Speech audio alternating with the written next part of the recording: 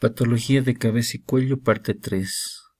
Entonces, los tumores odontogénicos, algunos más frecuentes, el ameloblastoma, el tumor odontogénico adenomatoide, el odontoma, entonces, y sus localizaciones, ¿no?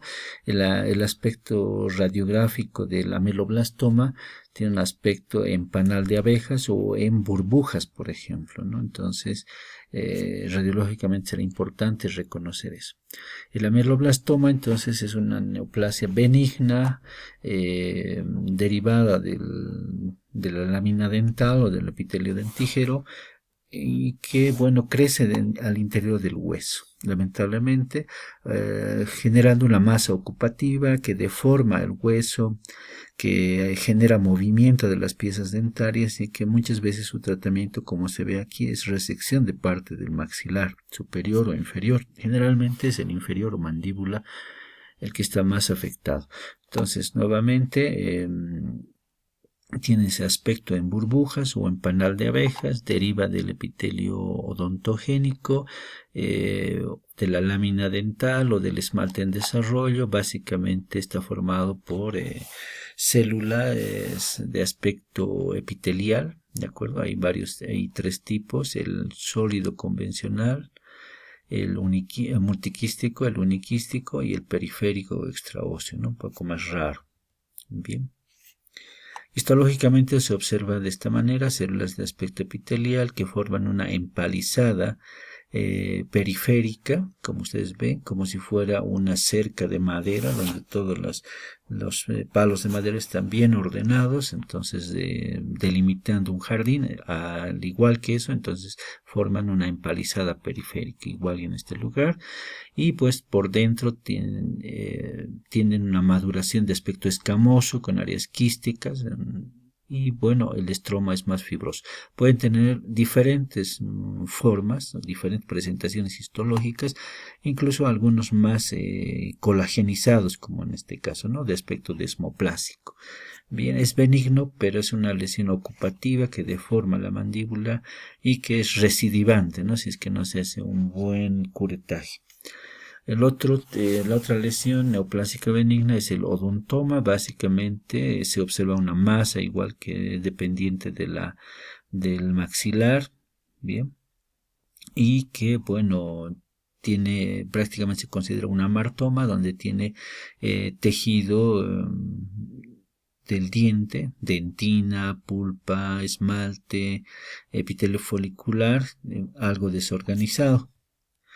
Y bueno, puede formar este tejido de aspecto de esmalte o dentina duro, ¿no? Que puede observarse tras la resección quirúrgica de esa manera.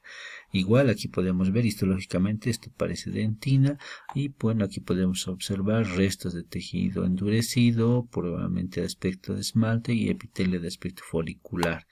Bien, entonces macroscópicamente se puede ver así en la clínica, ¿no? Ese tejido endurecido, ¿no? Vía respiratoria alta, entonces corresponde a nariz, rinofaringe, faringe, laringe, y luego hasta las cuerdas vocales. Más allá de las cuerdas vocales, vía aérea inferior, ¿de acuerdo? Bien, nariz entonces. Los procesos infecciosos, las inflamaciones de la mucosa nasal se llamarán rinitis. La mayor parte de las rinitis son de origen infeccioso y de ellas la causa viral es la más frecuente, ¿no? El resfriado común, la influenza y otros virus, entonces son la principal causa. Sin embargo, sobre este fondo viral inicial, puede complicarse con una sobreinfección bacteriana. Pero también hay bacterias específicas, por ejemplo, tuberculosis, blastomicosis, leishmaniasis, lues, y bueno, otros desconocidos como las arpías. Pueden tomarse en cuenta otras infecciones como las micóticas, sobre todo, por ejemplo, la mucormicosis en los pacientes diabéticos, ¿no? Por su bajo acción de su sistema inmunológico. El otro grupo de rinitis es la rinitis alérgica, donde existe una hipersensibilidad de tipo 1 ante una respuesta exagerada del sistema inmune mediada por IgE ante alergenos, ¿de acuerdo? Diversos alergenos. Pueden haber otro grupo, rinitis secundaria a malformaciones o anormalidades estructurales, por ejemplo, atresia coanal, desviación del septo nasal, hipertrofia de la adenoides, ¿de acuerdo? Cuerpos extraños, tumores o pólipos que pueden generar inflamación de la mucosa. Y otros más raros, causas de rinitis de origen hormonal, medicamentoso, ocupacional, emocional, por uso de drogas, inhalantes, etc. Entonces puede haber diversas causas de inflamación de la mucosa nasal, ¿no? Rinitis. Aquí podemos ver un esquema transversal y otro coronal de la mucosa nasal, ¿no? Aquí los dos cuadros de arriba normales, una sección lateral y una sección anterior, y la imagen inferior una rinitis alérgica, ¿no? Podemos ver la mucosa más sobrelevantada, más edematosa, con mayor secreción, lo mismo en la sección anterior. Podemos observar igual el estreñimiento de estos espacios, ¿de acuerdo? El engrosamiento de los cornetes, ¿bien? Y por edema de la mucosa, ¿no? Por edema, inflamación de la mucosa. La rinitis se puede clasificar, sobre todo la rinitis alérgica, en intermitente y persistente, dependiendo de la duración de días en la semana o según la gravedad de los síntomas, ¿no? Leve, moderado o grave, ¿no? En este caso dependerá de si afecta, ¿no? Las tareas cotidianas o incluso el sueño, ¿no? La rinitis crónica se puede instalar sobre una base de una rinitis aguda o una rinitis alérgica y puede tener diferentes causas, ¿no? Infecciosas, alérgicas, ocupacionales, por fármacos hormonales u otras circunstancias. Otra lesión en la nariz son la presencia de los pólipos nasales. Los pólipos nasales son esas, todo sobrecrecimiento, toda masa que crece hacia la luz de un órgano hueco se denomina pólipo. Entonces, el órgano hueco en este caso es cavidad nasal. Entonces, la mucosa y el tejido conectivo subepitelial proliferan por cualquier causa. Y proliferan y crecen a manera de estas prolongaciones hacia la luz de la cavidad nasal. En el examen físico podemos observar masas que están en el fondo de las fosas nasales o incluso protruyendo a través del orificio nasal. Bien, podemos aquí observar un pólipo nasal. Aquí está el septo nasal con una imagen endoscópica, ¿no? De la cavidad nasal y aquí está el cornete medio. Entonces vemos esa protrusión de ese tejido, ¿no?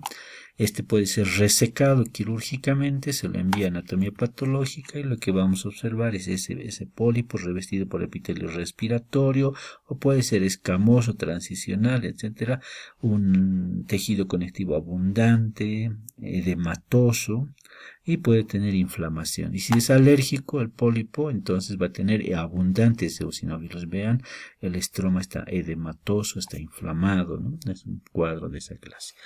Las cavidades que rodean y que hacen un efecto de resonancia a la cavidad nasal para que podamos hablar de manera normal y pueda resonar nuestra voz adecuadamente, entonces se llaman senos paranasales. Conocemos los etmoidales, los frontales, los etmoidales, los esfenoidales, los maxilares. Estos están revestidos por epitelio respiratorio y bueno, drenan su escaso contenido, su escasa secreción a través de orificios hacia la cavidad nasal. De la cavidad nasal forman una masa de aspecto mucoide que obviamente se deglute normalmente y el contenido ácido gástrico lo degrada seguramente. Bien, sin embargo, estas cavidades tras una rinitis crónica, pueden obstruirse el orificio de drenaje de estos. Entonces, al obstruirse, pueden entonces sobreinfectarse y pues generar acúmulo de un material necrótico o básicamente pus. ¿De acuerdo? Entonces ahí hablamos de una inflamación de la mucosa de los senos paranasales, lo que se llama sinusitis, ¿no? Bien. Entonces estas sinusitis pueden tener agentes causales, entre ellos bacterias como Staphylococcus aureus, Streptococcus pyogenes, Pseudomonas aeruginosa, sobre todo en los casos de diabetes mellitus, ¿no? Y Pueden haber oportunistas como el aspergillus, incluso, ¿no? Estas cavidades que no drenan fácilmente, entonces son aptos, ¿no? Medios de cultivo para estos y otros microorganismos. Cuando se reseca su epitelio, entonces podemos ver edema, inflamación marcada, dependiendo si es aguda o crónica, y está el epitelio transicional, ¿no? Parece entre respiratorio y escamoso, tiene esa característica, por eso se llama transicional. Existen otras lesiones en la... antes de pasar, algo que es importante en los senos maxilares es sobre todo que estos cursan con sinusitis luego de que más probablemente un absceso periapical haya drenado, en este caso el maxilar superior, haya drenado y haya perforado la pared del seno maxilar, de tal manera que se haya sobreinfectado esta cavidad. Esa es la causa más frecuente de la sinusitis de los senos maxilares, ¿de acuerdo? Bien.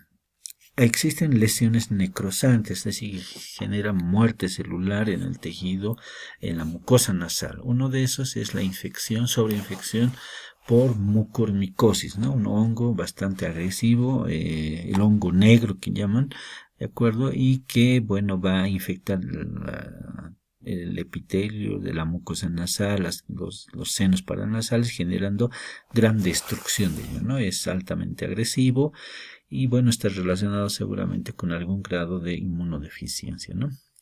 Otro trastorno que puede generar necrosis o lesiones necrosantes en la mucosa nasal, pero no solo en la mucosa nasal, también en los pulmones, en el riñón, es la antiguamente llamada granulomatosis de Wegener o actualmente llamada granulomatosis con polivasculitis. Eso es una vasculitis, es un proceso inmunológico donde el sistema inmunológico ataca, por así decirlo, afecta a la pared de nuestros vasos sanguíneos y bueno, genera una inflamación de aspecto granulomatoso, engrosando la pared del vaso, disminuyendo, ocluyendo la luz y generando isquemia. La isquemia va a generar el tejido distal donde debería haber llegado sangre oxigenada, y la isquemia va a favorecer a la lesión reversible y luego irreversible y muerte celular. Entonces de ahí que se llaman lesiones necrosantes, ¿no?